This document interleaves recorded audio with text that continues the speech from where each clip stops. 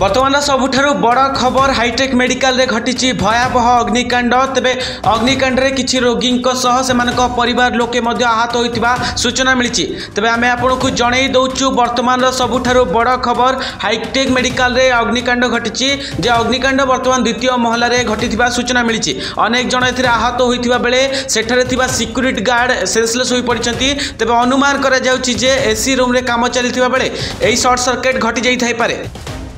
तेबे हॉस्पिटल परिसर में वर्तमान रोगी एवं सेमानक संपर्कीय संपूर्ण भाव आतंकित होइचंती। तेबे वर्तमान सबुठारो बड़ खबर होउची हाईटेक मेडिकल द्वितीय महला रे वर्तमान अग्निकांड घटी एवं एही अग्निकांड रे अनेक मध्य आहत होइचंती।